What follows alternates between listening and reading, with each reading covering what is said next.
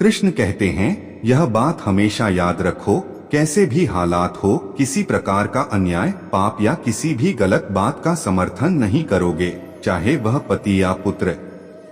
अहंकार करने पर इंसान की प्रतिष्ठा, वंश, वैभव तीनों ही चले जाते हैं। विश्वास ना हो तो रावण, कौरव और कंस का अंत देख लो। कृष्ण कहते हैं, जैसे प्राणी अपने पुराने कपड़ों उतार कर फेंक देता है, नए को धारण करता है, उसी प्रकार यह आत्मा पुराने शरीर से त्याग करके नया शरीर प्राप्त करती है।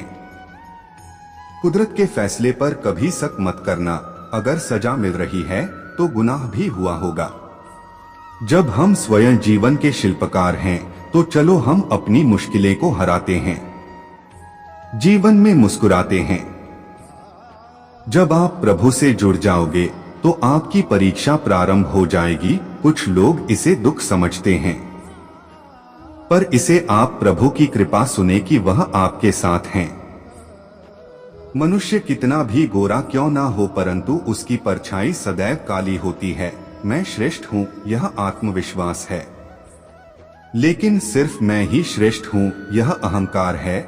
इच्छा पूरी नहीं होती तो क्रोध बढ़ता है, और इच्छा पूरी होती है तो लोभ बढ़ता है। इसलिए जीवन की हर स्थिति में धैर्य बनाए रखना। तू करता वही है जो तू चाहता है, होता वही है जो मैं चाहता हूँ। तू वही कर जो मैं चाहता हूँ, फिर होगा वही जो तू चाहता है।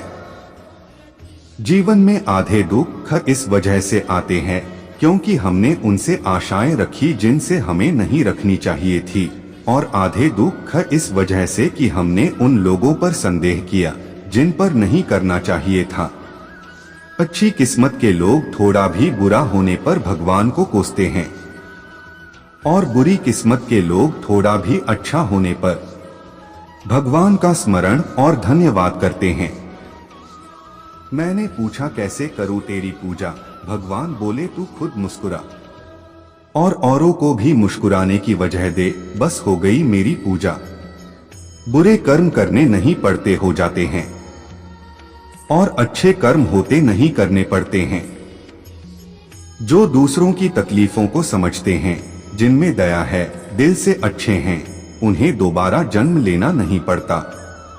आपके साथ अब तक जो हुआ अच्छे के लिए हुआ, आगे जो कुछ होगा अच्छे के लिए होगा। जो हो रहा है वो भी अच्छे के लिए हो रहा है, इसलिए हमेशा वर्तमान में जियो, भविष्य की चिंता मत करो।